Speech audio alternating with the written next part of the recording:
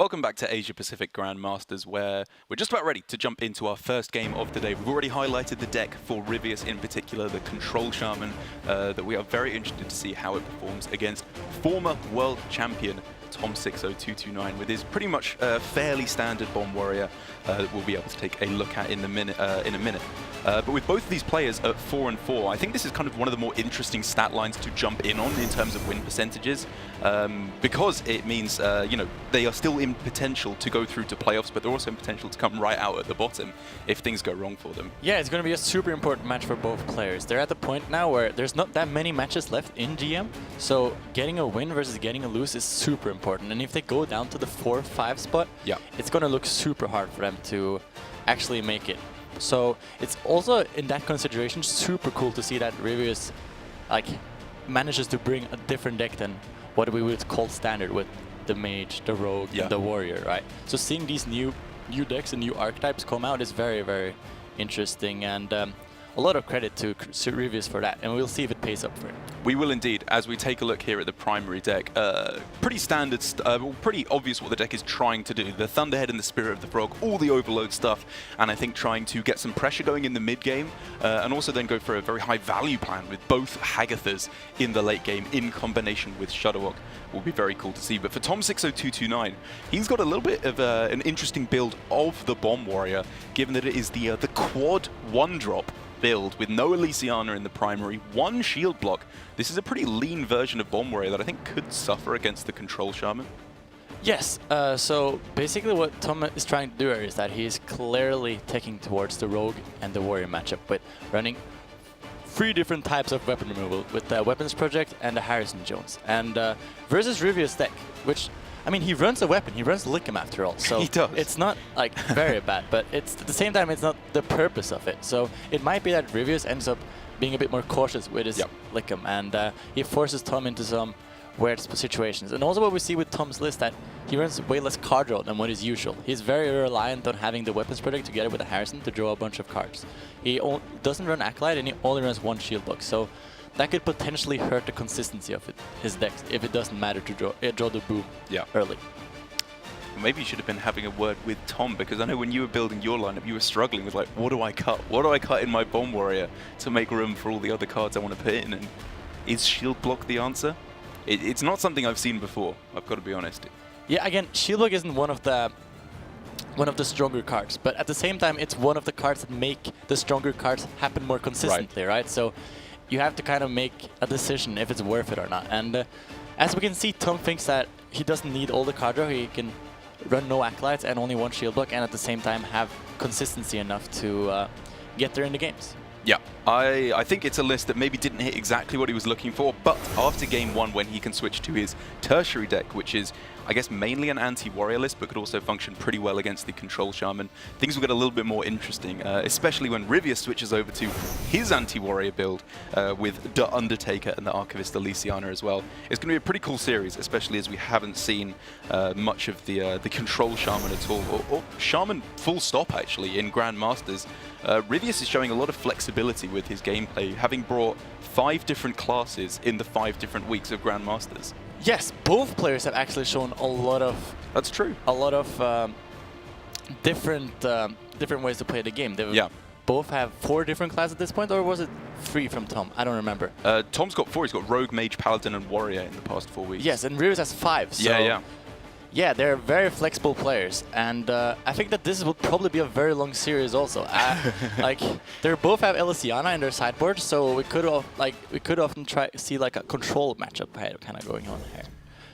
We could indeed, but we are ready to jump into the game now with the mulligans already kicking off. Ryvius getting rid of a Clockwork Goblin is kind of an interesting start to the matchup, and I guess pretty clearly indicates where his head is at, because with this kind of lean build that he's got without much card draw... Oh, sorry, it's the other way around, yeah, sorry. Tom on the Warrior, sorry, we'll get that fixed as soon as possible. The players are upside down. But for Tom on the Warrior, getting rid of the Clockwork Goblin is kind of interesting. It's usually a card that you hold on to, I see, for most players now. But I guess he's pretty much just hard mulliganing for Dr. Boom or Blastmaster Boom at this point. Yeah, so I have actually played some of this matchup before, or not exactly this matchup, but some type of Bomb Warrior versus some type of Control Shaman. Yeah. And what you can often do as the bomb warrior is that you can time your bombs to happen after each other. Right. So you wait with playing your bomb cards before you're deep in fatigue. And how you do this is that you basically just try to play a control game plan. Yep. And what is bad for you in this case is that you play the bomb cards and then the bombs happen one by one. Because what happens then is that Ryvius on the Shaman could time his healing and heal out of range. But if you time it correctly with the bombs, it's super hard for Ryvius to actually make use of his healings. And he's super afraid of getting burned down for like 20 with 4 bombs hitting in a row. Yeah, that can be a very interesting way to play it. And we're seeing that more and more with Bomb Warrior, like when you're against the OTK Paladin, when you save all your bombs right at the end so that you can kind of mess with their combo with Shivala. As we are back in the game now for Ryvius correctly on his Control Shaman and Tom Warrior on the Bomb Warrior. It's not a bad start for Ryvius, it's got to be said. He's got a lot of the high-value cards, like Hagatha and Shudderwock, but I guess the mid-game pressure is somewhat lacking. Yes, correct. And we also saw that turn 3, Tom decided to play the Eternium Rover plus Hero Power instead of the Clockwork Goblin. So it might be that he already is thinking towards a potential combo game plan later in the game. I wouldn't be surprised. I mean, with having cast quite a few of his games at Masters Tour Las Vegas last week, I was actually really impressed with the way that Tom has been playing. I think, given that he hasn't had quite anywhere near so good of a performance since his win at the World Championships, I think he's looking a lot more on form the last few weeks. Yes. So from the Shaman's perspective here, so how do you want to approach this matchup? Because this isn't really an aggressive Shaman, right? So are you supposed to take this as a control Shaman and try to win in fatigue? Or are you supposed to play it somewhat aggressive? Like, personally, I haven't had a lot of experience with the Shaman, so I'm not sure. But what do you think, Derek? I also am unsure. I've got to be honest, this is a deck that I have not played myself, especially against the Warrior, but I'm very excited to see how Ryvius approaches this, and also how Tom approaches this. Like you said, with him holding onto the Clockwork Goblin, it's clearly indicating that he doesn't think the pressure plan in the mid-game will get there. Because Ryvius has a decent amount of clear in his deck, obviously with the Hagatha scheme that we see in hand, Hagatha herself, and also all the Thunderhead stuff. Thunderhead can just clear pretty much any board if you have a couple of cheap spells to go with it. And so I think I quite like for Tom holding on to some of his minions to try and go for a big push. But the problem is, until he finds Dr. Boom Mad Genius, it might be a little bit difficult for him to take this into the late game, because if Ryvius finds Hagatha and Tom doesn't find Dr. Boom, the value plan could go pretty heavily in Ryvius' favor. Yeah, and we also saw that Ryvius did keep the Spirit of Rogue, so I think he's looking to take it somewhat fast, because then he's going in for the drawing game, and then if it ends up drawing cards, he's going to go into fatigue way faster than Tom will, and Tom doesn't even run a lot of card draws, so I think he's going for somewhat of an aggressive game plan. I think that's probably wise. Like, as it stands, Ryvius could win in fatigue if he just didn't draw any cards, but that's not what his deck does well. His deck draws cards very well, and I think he probably wants to do that to try and get, some of the crazy combos rolling that we saw in our test games of, like you play 4 Witch's Brews on a turn with the Echo, and then you play Kragwa to get 4 Witch's Brews back to your hand. Yes, he already had a chance to Kragwa there. He could have Kragwa'd for the coin and Eureka to get that back. That's true. He decided to take it a bit slower. It might be a bit risky what he did, because Tom runs Harrison after all, and playing the Lickum could potentially give him a very good Harrison turn. So it was a risk he took there, but it pays off because Tom does not have the Harrison yet, or the Weapons Project. I don't think I mind going for the weapon on that turn, because it's going into Tom's turn 7, which means it's either Dr. Boom Mad Genius he wants to play, or Swing and Blastmaster Boom for 4 bombs there. I think would be pretty reasonable. Yes, correct. So basically, Ryvius is just deciding that if Tom has the Boom on 7, he can't play the Harrison. So this is a very ideal turn for him to play the Lickum. So now it's interesting again. Ryvius could decide to go for the Kragwa for only the Lightning Bolt. That seems very low value for the Kragwa, yeah. But he doesn't really have any other place. I mean, I think he's probably happy just chilling, right? Like, if he just saves all his minions until after the Hagatha, he ups his value by quite a lot. It just depends how he feels about the matchup, right? Because it could be that the tempo matters more than actual value from Kragwa here. He has a lot of value with the Swamp King Hagara and the Shadowwalk already, That's true. So maybe he's just afraid of getting behind, and therefore he decides to play the Kragwa. And I guess you got to remember, actually, this is something I always forget in Shudderwock decks, even back to the old OTK Shudderwock Shaman, is that you play a Battlecry minion earlier, it stays in the Shudderwock. Like, he can then just play Shudderwock later on with the Kragwa now active. So I guess it's setting up for potentially more value later on when he does go for a kind of turn, like we were talking about, of a load of Haunting Visions or a load of Witches Brews into Shudderwock. Yeah, because Shudderwock still gets the Kragwa Battlecry, exactly. So he has a lot of value from it still. It will be a lot of value from the Shudderwock, actually, with the Swamp King Agata also being here. Probably picked that. Oh, I think he picked the Soul of the Murloc. I think he did pick Soul of the Murlocs. Stormbringer is a very good one. Tom only has one brawl, so if the Stormbringer high rolls, it might be super hard for Tom to clear it. And that's also not something he doesn't expect at all. So he wouldn't play around it, probably. I think he actually didn't pick it there. I think that was a big bad voodoo he picked oh, Haunting Visions, sorry. Because, well, it was kind of weird, because by going for Soul of the Murlocs first, it basically means that Stormbringer, like, overwrites that, right? Like, the Soul of the Murloc does nothing. And so he's thinking Soul of the Murlocs is good enough anyway, and he's just going to go for Haunting Visions instead. Yeah, also what he's thinking is that if his board gets cleared here, it's very hard for him to redevelop the board with his current hand. He doesn't have any Thunderheads, so in this case, it wouldn't be that good to have the Stormbringer. But what also the Stormbringer did do is that potentially for the later game, the Shudderwock would also proc the Stormbringer, right? So if he had Giggling Inventor out, and Shudderwock, like, he would have had multiple boards of legendaries. Dude, there's so much to think about with this deck. The repeating battle cries, because like with Swamp Queen Hagatha, it gets super confusing because it's not only the Drustvar Horror battle cry that goes off, it's also Swamp Queen Hagatha's battle cry that goes off. So when Shudderwock is played, it will cast Soul of the Murlocs and Haunting Visions, and then it will also create another Drustvar Horror for even more value with 2 random spells. Yeah, I think I would have probably liked to see the Stormbringer myself. That's because fair. I don't think it's that valuable to get a card in your hand, especially when you already have the Kragwa Battlecry for Shudderwock. So you might end up overdrawing anyways. Because this deck is like, I mean, this deck's pretty good at making tokens, right? It's got, obviously, the Thunderhead, Giggling Inventor, even just Snip Snap. Being able to go for Snip Snap on a wide board, that would be pretty insane. Yes, for sure. It would be very, very, very good. Over on Tom's side now, he has a lot of options. He hasn't gotten the Dr. Boom yet. So that's a bit unfortunate for him. The deck is very good if it draws the Dr. Boom, and it gets a lot harder without it. But he's just... Yeah, this is what I was looking at. He's just looking to contest the board now. So now he's kind of going away from the combo game plan late game, because now he's already pushing all of it on the board. Right. Which is a bit interesting. But I think it kind of has to, because he's just falling behind. Yes. So playing it slow just seems very ambitious. And... If Ryvius just keeps under pressure, you just end up far behind. And he already has a lot of bumps in the deck, so it's very hard for him to just time it all, especially without having the Dr. Boom yet. I agree. And at the same time, it's not like tom60229 has to completely give up on the value game plan now. Like, he could still go for the shuffle a lot of bombs at the end of the game. But I agree, if he doesn't go for this soon, he will just be taking too much damage. Yeah, one of the good combos with shuffle all the bombs is that you shuffle at the same time as you Dr. Boom, because it goes super hard for your opponent to both heal and deal with the board at the same turn. But it's super hard when you don't have enough cycle and you don't draw the boom. Yeah. Because it's just very hard for the bomb warrior to actually keep itself stable on the board without those resources.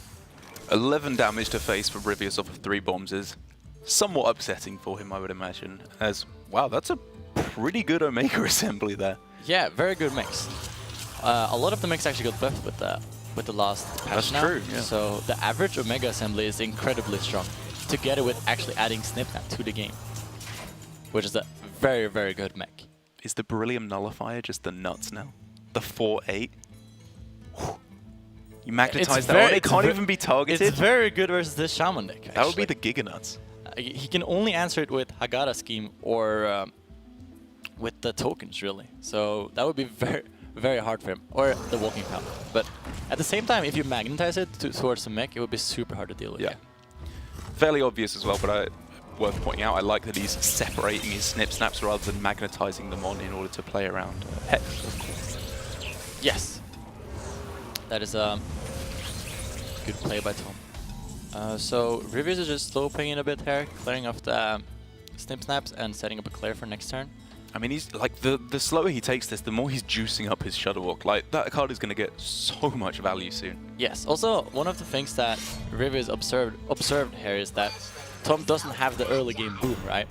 Which could potentially mean that he's forced to play it a lot more aggressive and has a lot less value for later in the game. So it gives Ryvius the potential maybe to take it even longer and potential for fatigue later. Yes, but I mean, even ignoring fatigue for the moment, we're kind of seeing the opposite game plan of what you were talking about from Tom, where by playing out the Elec and the Blastmaster boom, he's pulled ahead pretty far on board now, and it's all on Ryvius to try and wrestle things back. Yes, he's playing it very aggressively, but I think that's mostly because like he could play more resourceful if he had the boom, but without having the boom, it's very risky for him to play resourceful because he just ends up falling behind. And he doesn't run that much removal from behind if he doesn't have a boom activated already. And I wonder if we might be getting close to the point where Ryvius will be happy to play a bunch of spells, then go for Shudder Walk. Because obviously he's got the Kragwa effect, which puts a copy of every spell you played the last turn back into your hand on the Shudder Walk. So we could see like Eureka plus Ancestral Healing on this turn and then Shudder Walk the turn after. It's getting close to being pretty good. Yeah, I mean, it's very important what spells he wants, because it's true. Something he could set up for the later game if he plans to go for the fatigue game plan, which I'm not sure is good or anything, but what he could do is that he could play a bunch of Witch Brews and then set up a bunch of Witch Brews from the Shudder Walk together with the Kragwa. So he that's the combo. Infinite heal, basically. So that might be something he's thinking about doing later. Double Ancestral Healing, though, on one of these turns, like, that could be a lot of value. Yes. If he can combo it with something big as well. Ancestral Spirit could definitely get a lot of value. Not the Ancestral Healing. This isn't your Worlds deck with the... This is not my Worlds deck, no. It's kind of similar. It's a similar idea of playing a Control Shaman, but he decided to go a different route with it, which is like more of an overload package and also a different way of drawing cards with the Spirit of the Frog. As that was one of the quickest turns we've seen so far from Tom. The Dr. Boom Mad Genius, obviously just being slammed down as quick as possible. He wants that value. Yeah, and even more value now with the Boom River. Yeah, that's pretty nuts. Insta-picked. So that's very big for Tom, and now Ryvius also realizes that he has to play it way more aggressively.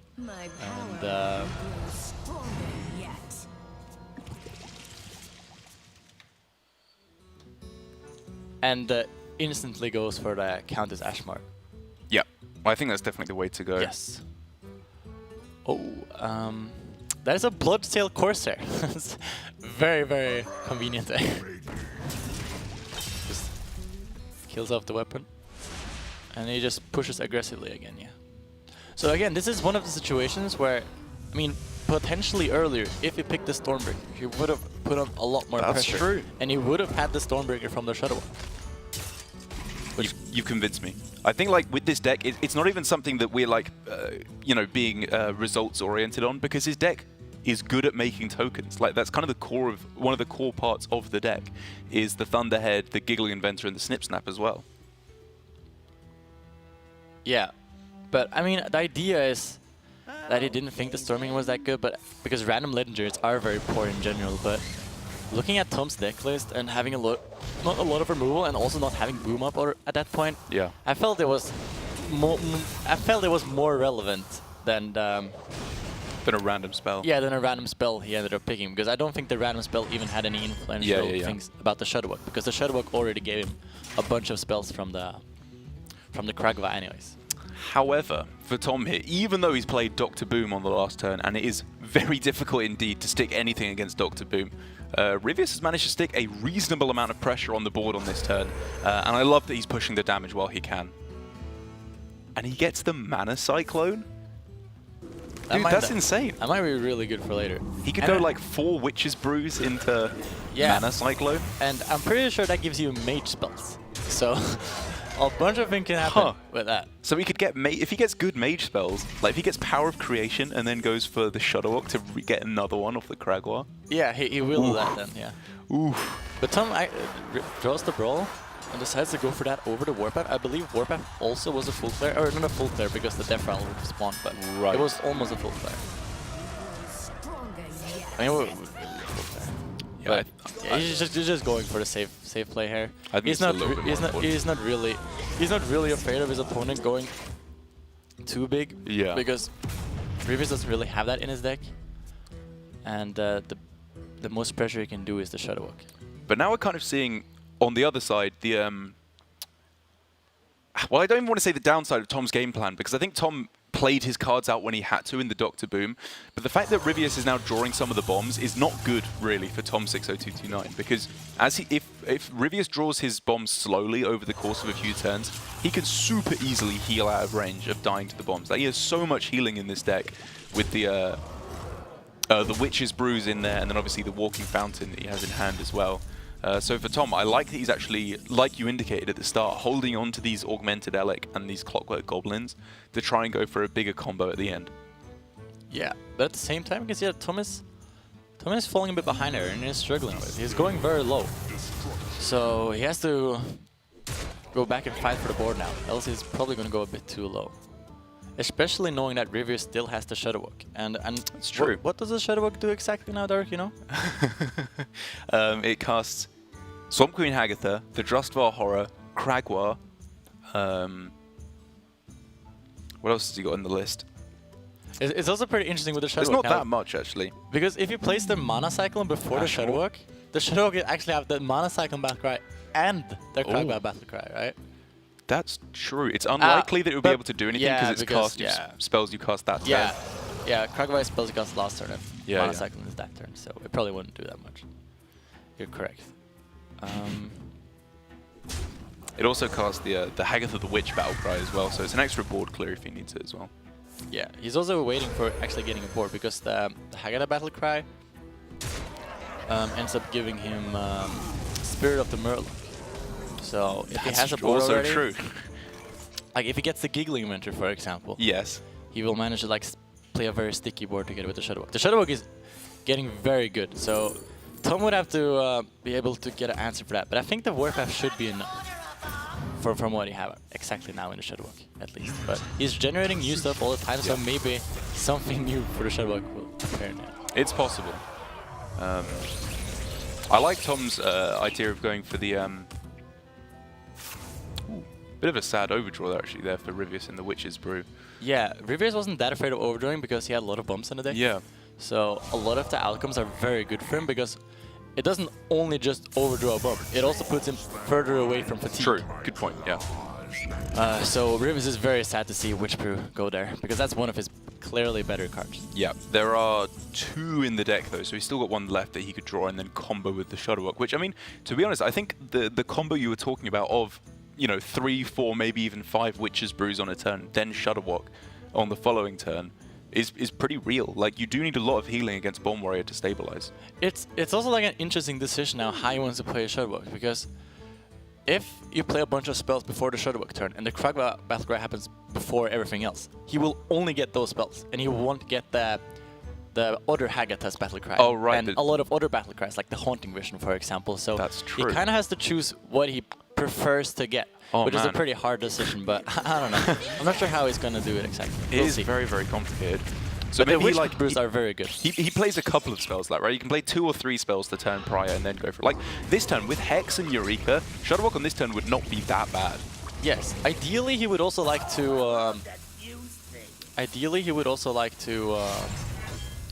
get his hand very empty before he Shadow Walks, so he can get all of this value.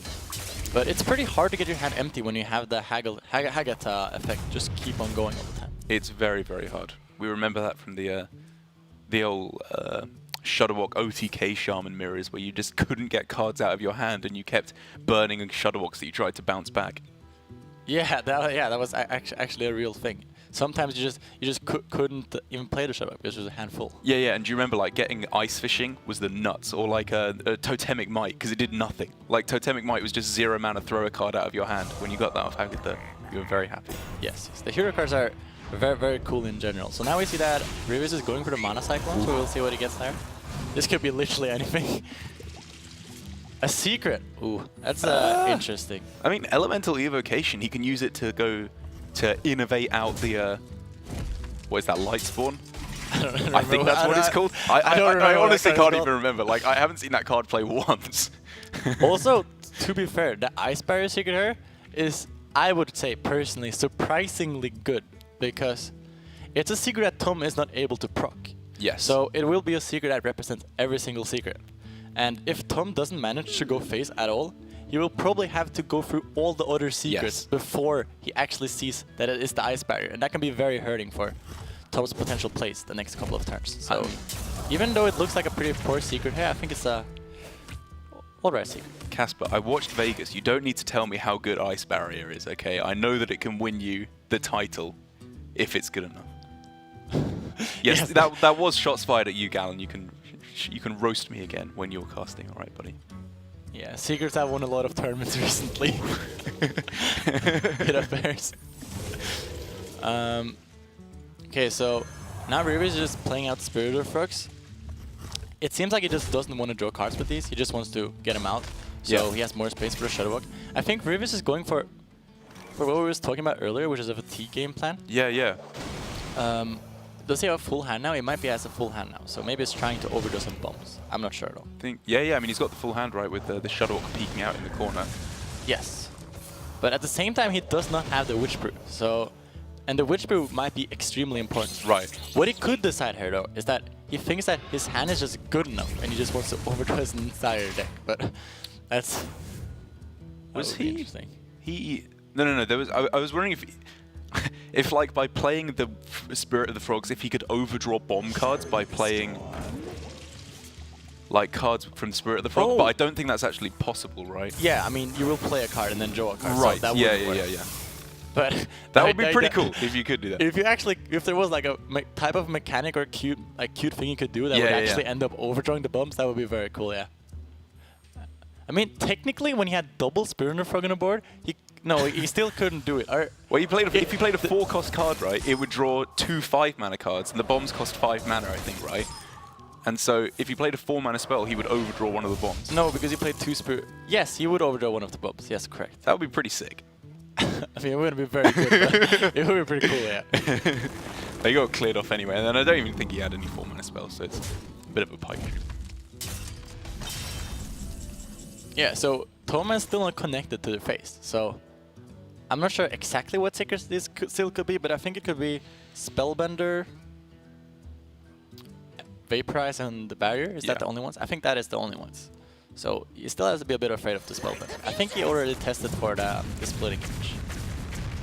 Woof. I mean, somewhat expected results there for Tom to kill off all the elementals, but it hurts for Ryvius as he was quite clearly setting up for a Bloodlust lethal, hopefully, on the following turn. Yes. I think that was a very likely outcome. Yeah.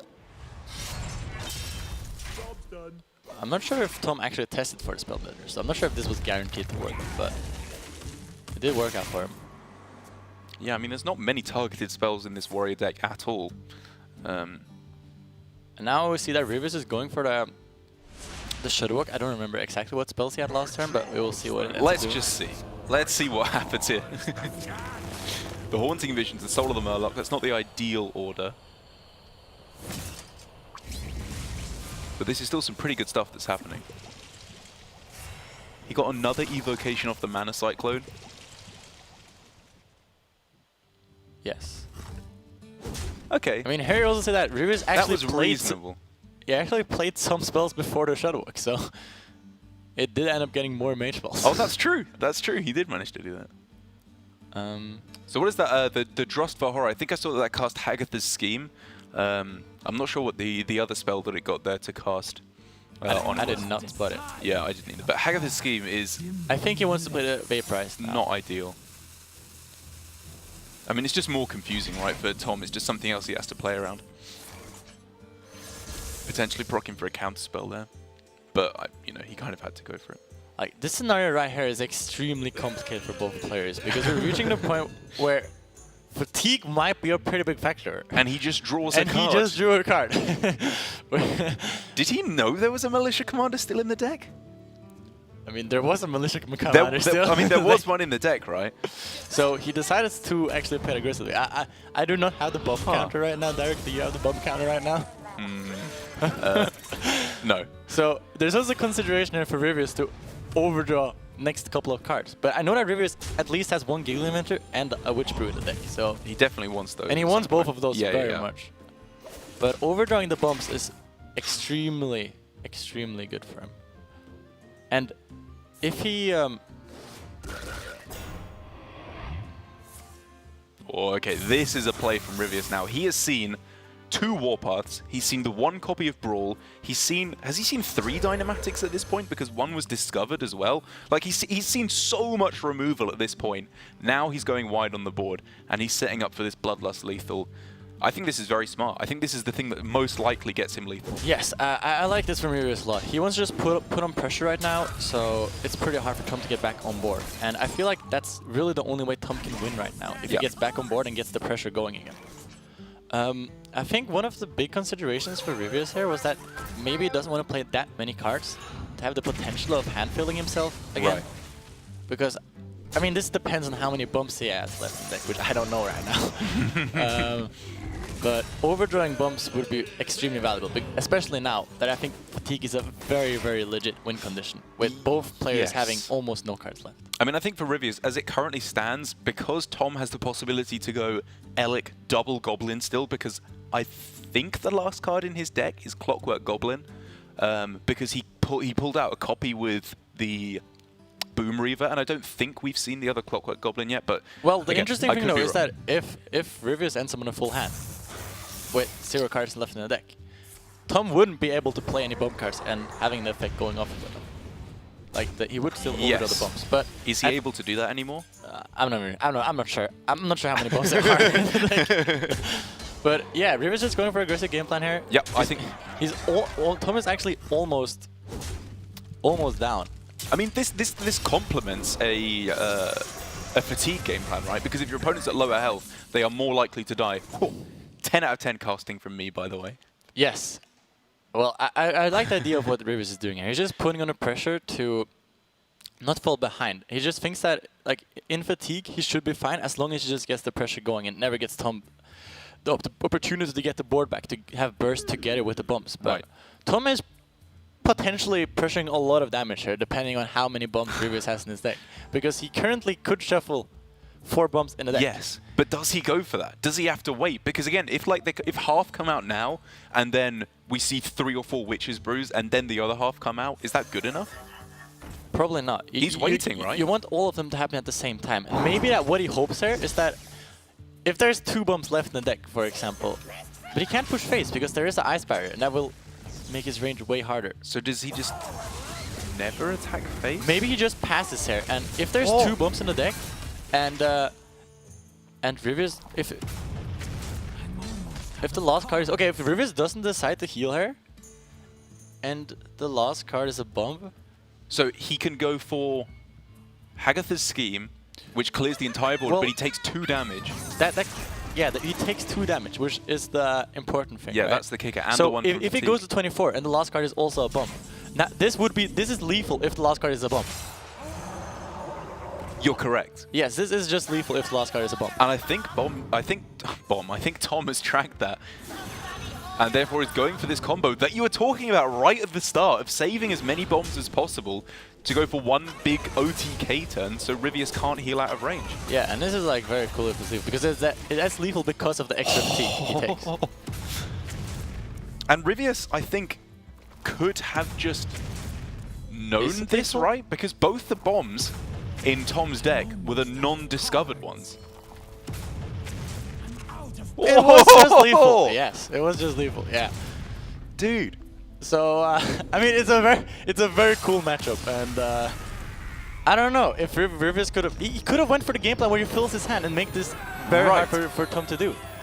And I don't know what is correct. He played it a bit aggressive towards the end, and I'm not sure if it's correct. I have not played the matchup a lot, but as you can say, like, I knew about the potential of going for the bomb combo game plan towards the end, and that is what he ended up doing and being successful with. So maybe Ryvius has to change it up a bit for next game, but at the same time he has the Elysiana for next game, so he can be a bit less afraid of getting all the bumps towards the end. But overdrawing the bumps is potentially like a way you could counteract that, what exactly Tom did. Right, because that was really interesting, because Tom discovered a Clockwork Goblin off the Omega Assembly during that game, right? That was one of the cards he discovered.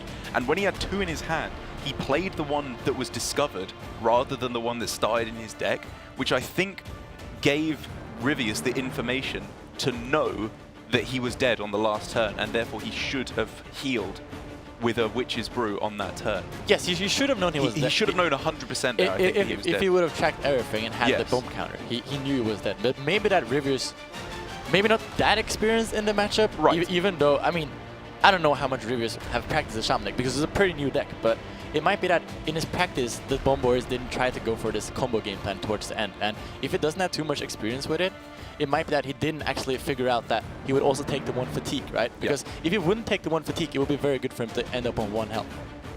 So maybe just did a miscalculation there. I'm not sure. Yeah. It's interesting. I do feel like, however, that Tom, he felt like he was experienced in the matchup. I think he knew pretty much what he was doing there, because in the mid-game with the Blastmaster Boom, he realized he was falling behind, and so he had to play his bombs. But I think in general, it felt quite a lot like he knew he was trying to save them for a big combo right at the end. Yeah, both players in the early game just tried to push ahead, right? They just didn't want to fall behind, and I felt that made a lot of sense from Tom's side, because he didn't draw the Dr. Boom Mad Genius. And after he drew the Dr. Boom Mad Genius, and a bit before also, he tried to be a bit preservative with his resources in case he could have went for this game plan, which is very reliant on drawing the Dr. Boom Genius, because if you don't draw it, then you're not really able to play from behind. And when he drew it, he has the rush on the mechs, and he just has a lot of value in general. So he managed to do that, and he put Ryvius in a very hard situation where he has a lot of bumps in the deck, and it's super hard for him to like manage if he wants to go for the pressure, if he wants to go for saving his resources, feel his hand. Like, it's super complicated. And Tom just managed to get the better of him there and take the game. And we've just got word that of what decks they are switching to, because again, in Specialist, you start with your primary deck, the one that you think is best against the field of what your opponents are going to be playing, and then you can switch over to your secondary or tertiary deck, which have 5 cards different to try and tech for what your opponent is playing. And I believe Ryvius has switched over somewhat predictably to his secondary deck, which runs 1 copy of Omega Mind, 2 Mechanical Whelps, the Undertaker, and an Archivist Elysiana. As we can see here, very, very clearly an anti-warrior sideboard, taking out the 2 weapons, which is pretty good against Tom, who's got the weapon removal in there. Reign of Toads is somewhat interesting to see go, but I guess that's mainly an anti-aggro card. Yeah, I think that's an anti-aggro card in general. I think that what Reign of Toads does is that it overloads you a lot, so it makes your place a lot less flexible, and at the same time he's also adding the mechanical whelp, so he's basically just switching at a 6-drop for a 6-drop, right? So I think there's a lot of curve reasonings there. So I don't think he wants to put in the mechanic whelps and at the same time have all the Reign of Toads, because I think that ends up being very hard for him to deal with when it comes to just curving out. And the Reign of Toads are just very bad at curving out, because overloading in general and having specific turns, if Tom knows that you only have the power play on turn 6, he will be able to play around it. But yeah, so I think that's why he swaps out the Reign of Toads. But we can also see at Tom's deck. So Tom doesn't actually have an anti-Shaman deck, I imagine at least, but he decides to go for his anti-warrior build, which makes a lot of sense, because the Shaman works a lot like the warrior. In being very slow, and especially now where Ryvius sideboards the Elysiana, we can expect it to be a very long game.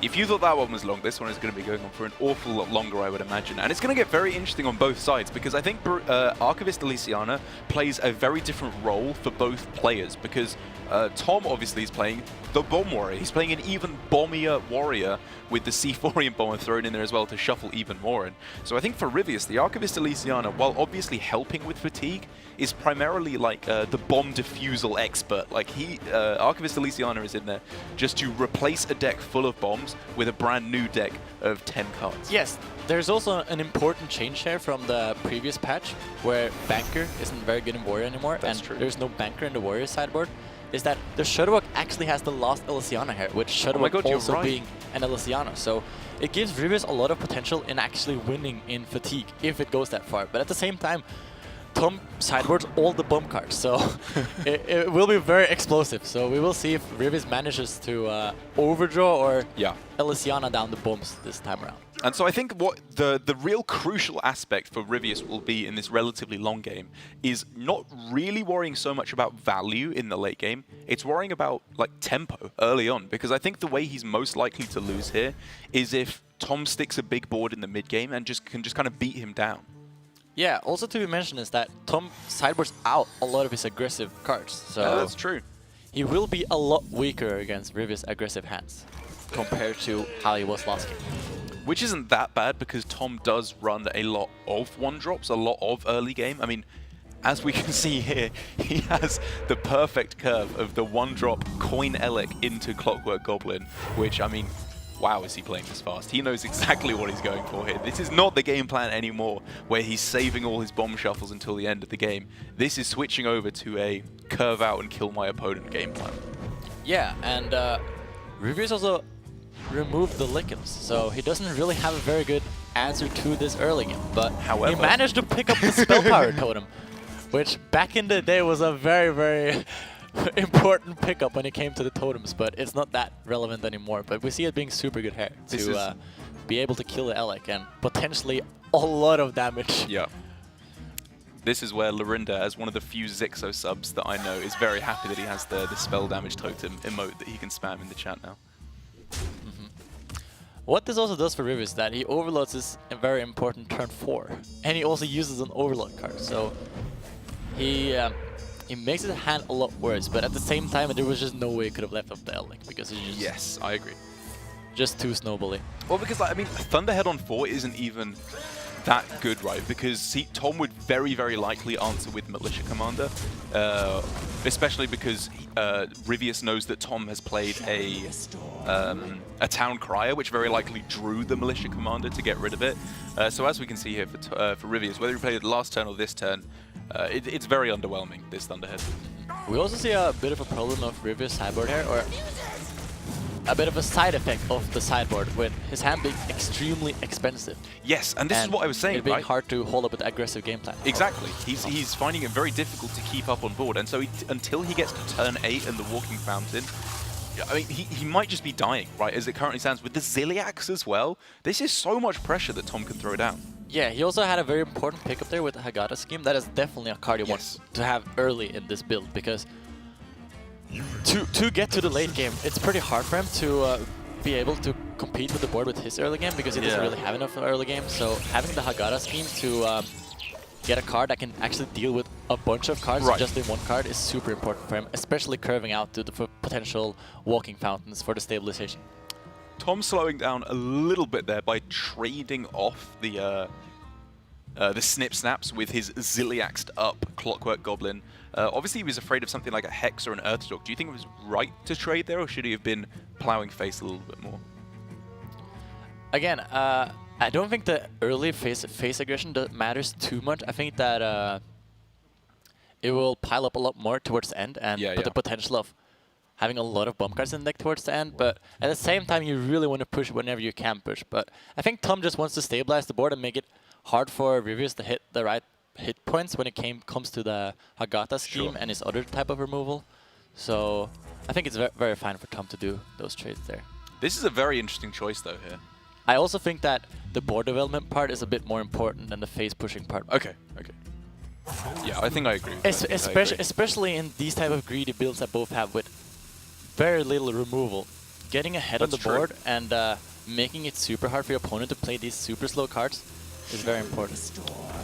Picking the Frost Shock there is super interesting, because I have to be honest, from Ryvius, I was considering the other two options much more heavily, because I was thinking, even though Reign of Toads is generally more of an anti-aggro card, it would just be really good here. Like, being able to stop some of the aggression from the warrior would be very important.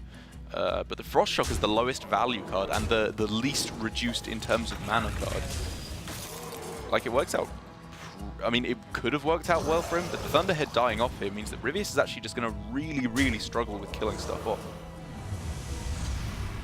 Yeah, I imagine the idea behind Frost Shock was that Ryvius really wanted to play the Walking Fountain next turn, and he didn't want to do the Hagata scheme. If he went for either the Fireside or the Reign of Toads, a lot of the time he's forced to play the Hagata scheme. Or, I mean, with the Reign of Toads, he can't actually play any of his expensive cards. But at the same time, I thought there was a lot of consideration for the Fireside, because you have a lot of expensive cards in your deck. So getting anything reduced would be extremely good for him. But at the same time, he's just making the options better for him the next turn. Yeah. Most of the time. So I can respect the Frost Choke. Whoa, that is an important And the fastest play last game also ends up being the fastest play this game with the top deck boom. And he hits the kaboom like an absolute god as well. Yeah, there was a lot of options that did the same. And now we actually see that Tom values the face damage here. He had a good trade, I guess I would say. We have a 5-5 into 6-5. So it's like kind of a good trade, but he really quotation marks there, by the way. yeah.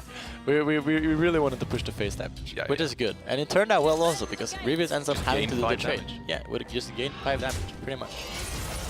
And Tom just keeps on going on with the pressure and makes it super hard for Ryvius to be able to play any of his high value cards. I've got to be honest as well. I was about to say a couple of turns ago that I think Ryvius is turning the corner here because Tom was running out of aggression. He was running out of card draw as well.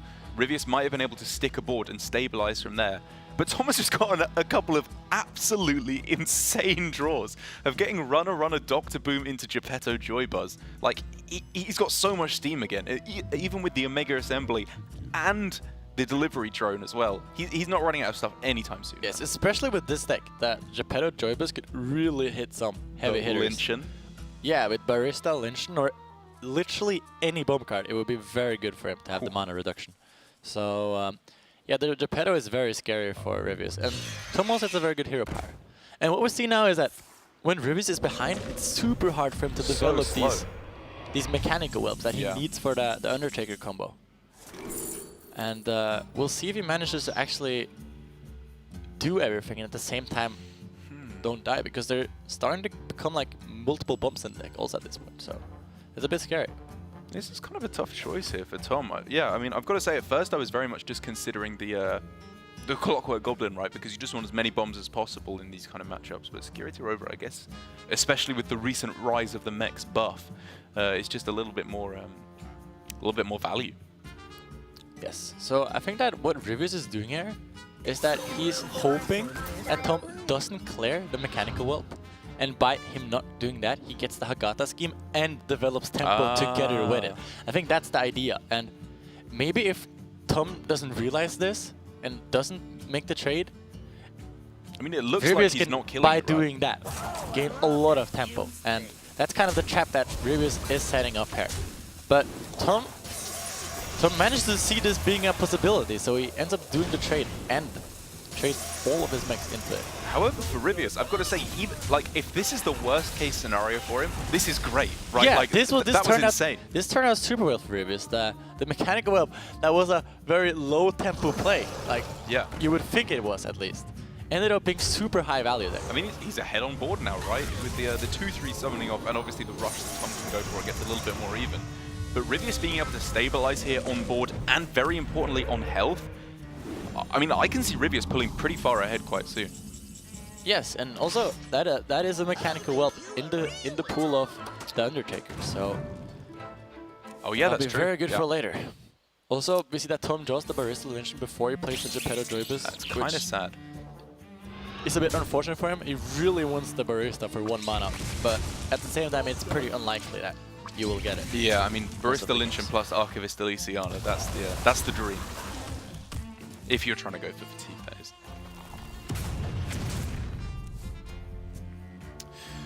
I think the main question mark for me this game from Ryvius so far isn't like his late game or what we've been seeing in the last few turns, because that seems pretty spot on. He's just playing out his big minions, trying not to fall too far behind. I think for me it's his mid-game plan where he threw out both copies of Thunderhead, and now I think those were some of his best cards to gain back board control, and I think now he might be in danger of losing to the tempo that rushing mechs generate. Yeah, I mean, that's all that Ryvius is afraid of now. He's just afraid of the tempo, and you see that he already decides to go for the Undertaker. He can't like greed it more with another mechanical whelp. Well, he's already got 2, right? He's got 2 whelps in there. There's 1 whelp and 1 snip snap. Is that it? Yes. Oh, okay, sorry, my mistake. I mean, there is also a consideration that we haven't really talked about, that the Shadowwalk also gets the Undertaker battle cry. So he will actually have another way of generating board that way. Yeah. I think you were a bit distracted from Ryvius' face there, which looked not too happy as Tom got a pretty disgusting Barista Lynchin off. At the same time, That was actually kind of insane. Also, this is a tech inclusion that Ryvius has decided to put in this matchup, Omega Mind.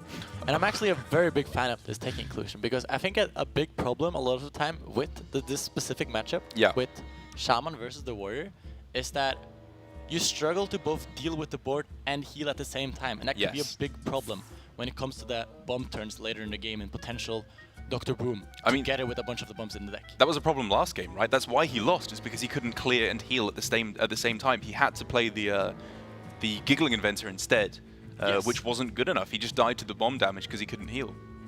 Yeah, so I think that's a very good technical solution. And he potentially could play it this turn together with the Undertaker to gain a lot of tempo back. And that is what he ends up doing. Whew. This is actually pretty disgustingly powerful. Wait, there was 2 mechanical levels, wasn't there? Huh. I guess there was, Caspi. Was there? I'm confused. Another tick that proves that I am, in fact, the greatest Hearthstone player in the world, and not you. Wait, did you say it was 2 mechanical I said levels? it was 2! And you corrected me incorrectly. I'm becoming too much of a cast now. So what is it now? I've beaten you in a specialist match. I basically built your lineup for GM this week. I'm correct on this and you're wrong. Okay, Derek, take it easy on me. Okay? I'm joking. Well,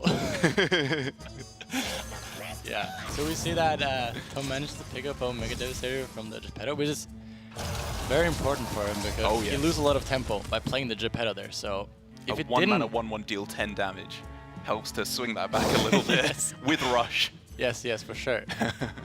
So Ryvius could potentially decide to get the Hagara scheme back here together with the Kragva. Pretty underwhelming. Well, at the same time, has a bunch of value, right? Oh, it gets the Haunting Vision as well. Okay, yeah, that's fair. We also get the Wind Fury. We could play that on our 7th. That's true, actually.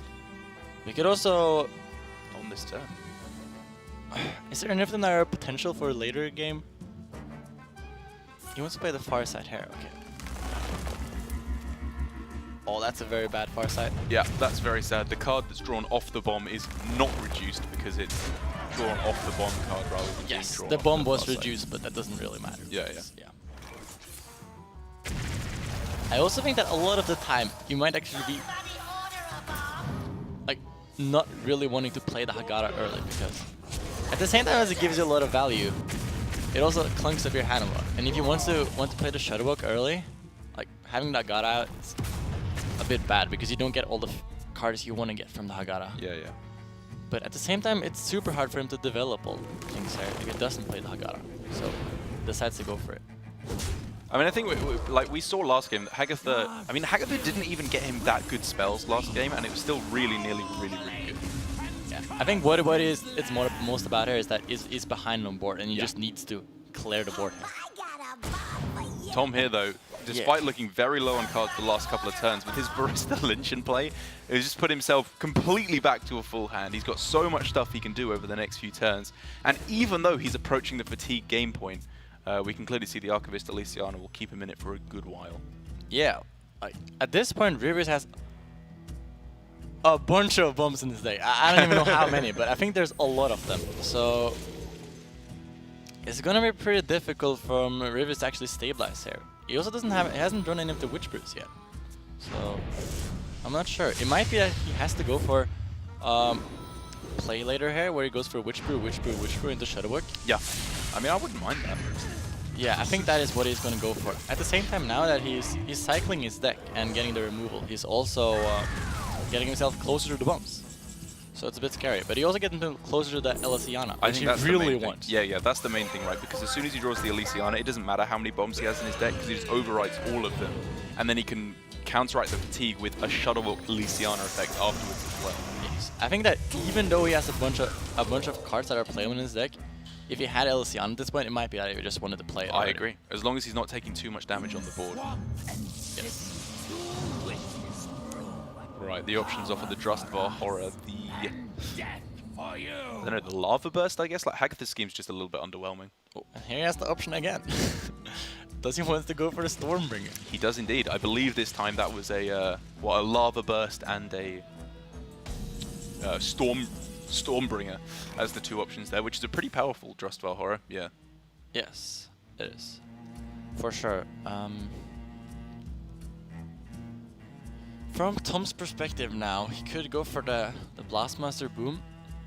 We are in a position now where Tom could again decide to take a slower approach and try to time the Blastmaster Boom into the turn that Ryvius wants to play the Elysiana, which would be super difficult for Ryvius to I mean, I'm not sure if it's super difficult for Ryvius to play around, because I think that Ryvius at this point just wants to play Elysiana whenever he can play Elysiana. So it might be at the same time Tom then wants to just play the Boom out to get it out now and just keep on pressuring. But I think he's just trying to force the Claire now, and then he will follow up with the Boom instantly after the Claire. It's a super weird matchup because in the Bomb Warrior mirror, it's kind of like if they have a big deck that's full of bombs, you want to keep adding bombs because they can't Elysiana or they'll lose in fatigue. But in this matchup, like you said with the Shuttlebot, fatigue isn't really a concern for Ryvius, and I think that was an Elysiana he picked up. That is an Elysiana, yeah, and he instantly slams plays it down. I think that's very smart. Yes, I think so too. And oh, ooh. I mean, I think he actually just wants the cheap cards mostly at this point. Ziliax is insane to get off the discovery effect. Yes, he got a lot of good cards there. He did get a lot of good ones. I kind of blinked there, so I didn't see anything. He picked extremely fast. Yeah, yeah. If we could get a look over the Elysiana to see what cards were played, that would be fantastic. I mean, also we see that Tom does, I guess, get a bit punished for not playing the Boom there, because that was a turn that Ryvius had time to play the Elysiana, and I'm not sure if we had a read on him not having it yet, but maybe we weren't supposed to give him the time there. And that was a pretty good selection. The Swamp Queen Hagatha, the Ziliax as well. Even the Mokushan Warden for a little bit of extra taunt is pretty nuts. Oh, the Boom Reaver, Heroic Strike. We always pick the Heroic Strike. You just kill him. You always pick it. I like it.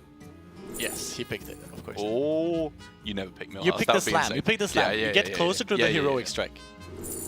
And the Wrench Caliber. Wrench Caliber's insane. Oh, and Dimensional Ripper. No, we have 8 cards already. Oh, wait, what is? Yeah, it summons the Boom Reaver. The only minion was the Boom Reaver, right? Oh, dude, that's insane. That was actually unbelievably strong. Both the Elysianas were nuts. They were actually nuts because Boom Reaver can only summon Boom Reaver, and Dimensional Ripper can only summon Boom Reaver. Yeah, and Slam just cycles him towards the bigger cards, and also Heroic Strike is just the low. Yeah, this is actually insane. And I think we're going to get to see those cards as well, because Ryvius, by healing up here a whole bunch, is not dying anytime soon. Like, he could go Witch's Brew this Derek, turn. how did he get... That was insane. That was actually insane. He was going to Wrench Caliber. I mean, actually, I said we might be able to see those cards. Tom can just go... Dude, I might have never seen a better Elysiana. Blastmaster Boom. I might have been the best Elysiana I've ever seen. That was actually insane. But at the same time, Ryvius is just struggling here. He is struggling. He can heal up though, right? He can heal up on this turn. Like he's got some. Well, the Blastmaster Boom. Yeah. How do we deal with that and heal? Now we're coming to the same problem which Omega Mind and Hagata's game was supposed to solve. The problem he's just running into is just way too many boards for him to clear, and he just isn't able to do it. He's throwing down the walk. What does that do? That draws him the Ziliax from his deck. Gives him the Omega Mind, so does that? I don't think that works with any of his things, right? Oh! Oh, and he swaps the deck again, and he's just dead. Yeah, it's just over. He's just dead. Oh, I thought we were going to get to see more of those decks there. Both players getting an insane Archivist Elysiana, but it seems like despite Ryvius's crazy high value deck, it's just losing to the aggression.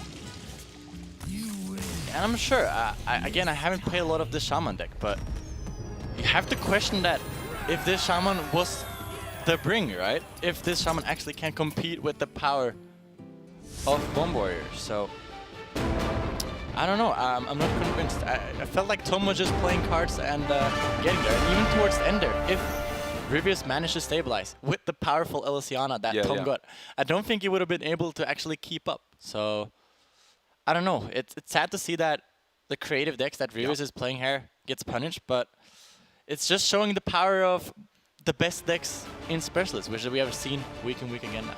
We have indeed. And I think for Tom, to his credit though, it's not like he just bought brought Bomb Warrior and then high rolled with it. Like, I think he showed pretty good understanding of the matchups in both the primary game and the secondary game, because in the primary game he was holding onto his bomb cards for a kind of late game combo, right, to try and just deny any healing that would work from Ryvius at the start there. But in the second game, when Elysiana is brought into the mix, he knew that going for that game plan wouldn't work, because he can shuffle 10 cards in with Elysiana, 10 more with the Shudderwock afterwards. And so he just played out his cards right. He was just playing out the bomb cards a lot quicker, trying to tempo out. And because of that, in the early turns, Ryvius came nowhere near to stabilizing. And then because he was able to get a really, because Tom was able to get a really powerful Geppetto Joy Buzz and the Barista Lynching as well to fill up his hand with stuff, he was getting the consistent damage with all those bombs that I think showed a really good understanding of just that tempo was his best friend in that matchup. Yeah, it seemed like Tom had practiced the matchup quite a lot. Yeah. And it really paid off for him. He went for game plans that are very not intuitive at all, and yeah, it paid off for him. And we saw some weakness of the Shaman deck, at the same time a lot of strengths of the Bomb Warrior deck, with having all the control game plan with the powerful tools like Brawl, Shield Slam, and Dr. Brew Mad Genius, but at the same time having a combo game plan, which you don't really see that often, because none of the other decks really function like that, like the Shaman does. But we saw it here, that he just saves onto his cards and then pop-offs one turn into the fatigue, and Ryvius ended up dying from 26 health, which is like insane. It is. I hope to see better things from Ryvius in his next game with the Shaman though, because as we were saying at the start there, 4 and 4 for both players. Like, that was a pretty crucial game actually to get them up to a much more likely win rate to get up to the playoffs, to be in top 3 of their group. Tom now looking with a record of 5 and 4 to be in a pretty good spot to maybe advance through, especially as a lot of the players in Asia Pacific, it's very divided. Some players are doing very well, some players are doing very badly. Yes, I think Tom now is hovering around the 3rd, 4th spot, so he's in a very good position if he manages to keep it up and play well throughout. And I think that at the same time, Ryvius has another match this week, and I believe he's facing a rogue player, which I think is the deck that the primary is built for. So we'll see how that works out for him, and we'll see. Maybe it works out there. I don't know. I have not played too much of this Shaman deck yet, but I think that it should have a very good shot versus the rogue. I think it will indeed. We know that the Warrior can do pretty well against the rogue decks as well. I believe we are almost ready to go to a break to set up for our next match. But our next match is going to be Staz versus Chonsu. Staz on the rogue, something that he's been fairly fond of over the last few weeks, I believe. He's been pretty reasonable though. Chonsu has been doing pretty poorly here in Grandmasters so far, I think it's fair to say. And bringing the Hunter this week. Are you a fan of the mid-range Hunter in general? Do you think it's well placed in the current meta? I think that mid-range Hunter is a okay place in the current meta. It has some, I think there's a lot of debate around mid-range Hunter's matchups. And to be honest, just the matchups in general right now, because I feel like the power level of all the decks are very high, or at least the top 4 decks. And the powerful draws are very powerful. Yeah. So I think that a lot of people have different opinions on how everything lines up versus each other. And presumably, mid-range Hunter is very strong versus both the Mage and the Warrior, but it has a bit of a struggles versus the Rogue. So I think that Chonsu didn't really hit the matchup he wanted here. Yeah, I think that's definitely feels like the weakness at the moment, which is good for Staz, as I believe both those players are somewhat near the bottom of the league. But I'm excited to see how that one goes, because that will be our next match here in Asia Pacific Grandmasters. Staz versus Chonsu will be coming up right after this break.